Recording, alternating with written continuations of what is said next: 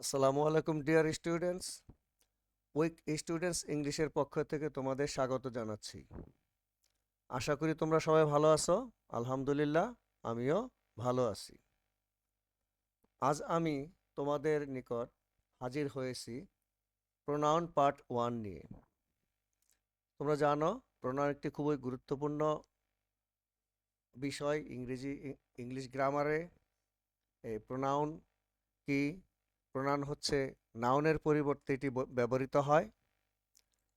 তাহলে দেখো, pronoun is a word that is used instead of a noun. It is the replacement of a noun. অর্থাৎ তো বাংলায় বলতে গেলে নাউনের পরিবর্তে যে ওয়ার্ড বসে তাকেই প্রোনাউন বলা হয়। এখন এই প্রোনাউন মূলত ৮ প্রকার। কয় প্রকার? ৮ প্রকার।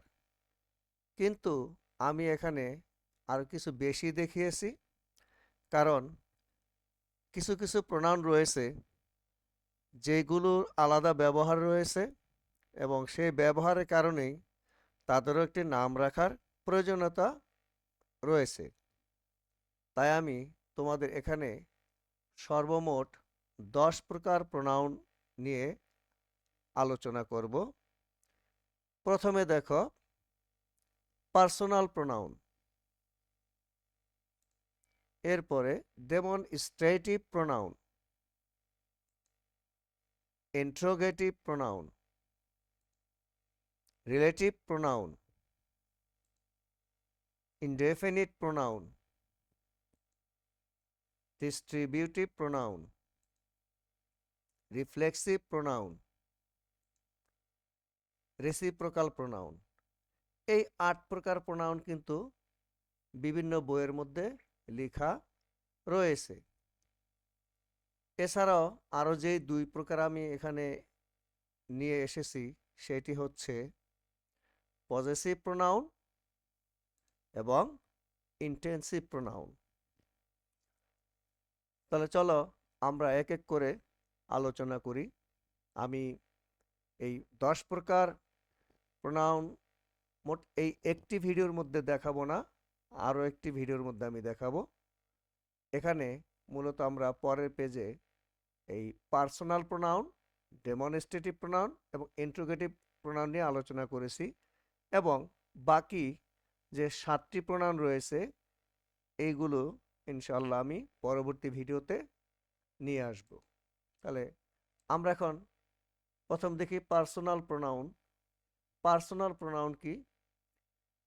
এ personal pronoun is used instead of a person. এটি মূলত ব্যক্তির পরিবর্তে বসে, অর্থাৎ ব্যক্তি, আমরা শুধু ব্যক্তি বলবো না, এখানে ব্যক্তি এবং বস্তুর পরিবর্তে আমরা এগুলো ব্যবহার করি।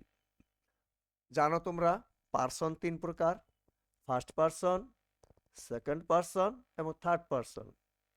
এখন থার্ড পার্সন বলতে তো যে কোনো ব্যক্তিও হতে পারে, বস্তুও হতে পারে। তাহলে দেখো এখন পার্সোনাল প্রোনাউনগুলো কি কি? I, me, my, we, us, our, you, your, he, him, his, she, her, they, them, their এবং ইট। এখন একটি এক্সাম্পল দেখো, সেন্টেন্স দেখো, he is as good as his words. এখানে দেখো, হি এটি সাবজেক্ট, হিজ কিন্তু এখানে এটি possessive case. You are right, এখানে ইউ হচ্ছে সাবজেক্ট। এবার আমরা পরবর্তী প্রোনাউন দেখি, ডেমনস্ট্রেটিভ প্রোনাউন। ডেমনস্ট্রেটিভ প্রোনাউন কি? A demonstrative pronoun particularly points out a noun. অর্থাৎ এই প্রোনাউন কোনো নাউনের পরিবর্তে বসে তাকেই নির্দেশ করে।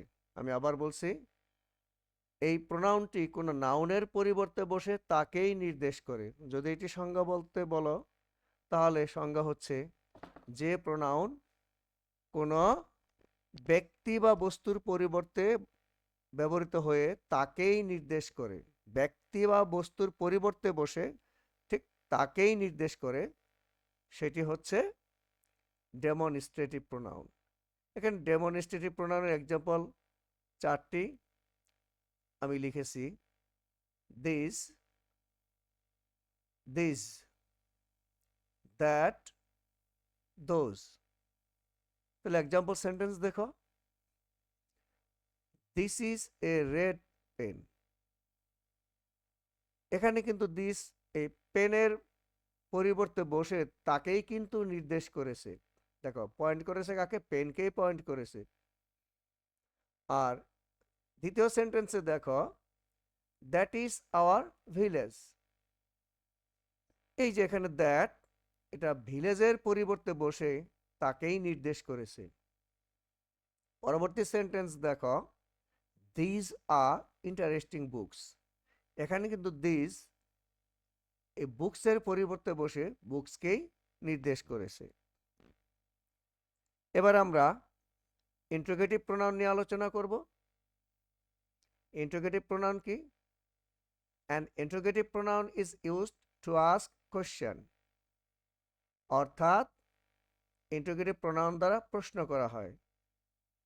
সংজ্ঞাটি হয়, যে প্রোনাউন দ্বারা প্রশ্ন করা হয় তাকে ইন্টারোগেটিভ প্রোনাউন বলে। এখানে দেখো, হু, উইচ, হোয়াট, হোম। এখানে আমি 4টি লিখেছি, আরও রয়েছে। তাহলে একটি এক্সাম্পল দেখি আমরা। Who is coming. দেখো হু যে ইজ ভার্বের সাবজেক্ট হিসেবে বসে প্রশ্ন করেছে, তাই এটি ইন্টারোগেটিভ প্রোনাউন। আর what do you want to say. এখানে হোয়াট, এখানে দেখো ডু সাবজেক্ট হয়ে প্রশ্ন করেছে। তৃতীয়টিতে দেখো, উইচ আর ইউর বুকস। কোনগুলি তোমার বই। এখানে উইচ দ্বারা প্রশ্ন করা হয়েছে। Whom do you want. এখন হোম দ্বারা এখানে প্রশ্ন করা হয়েছে। তাহলে এইগুলো হচ্ছে ইন্টারোগেটিভ প্রোনাউন। তাহলে শিক্ষার্থী বন্ধুরা, আমি আমার এই ভিডিওটি এখানে শেষ করছি। ইনশাআল্লাহ প্রোনাউন পার্ট 2তে আমি তোমাদের অবশিষ্ট যে প্রোনাউনগুলো রয়েছে সেগুলি নিয়ে আলোচনা করব। তাহলে আজকে এখানেই বিদায় নিচ্ছি।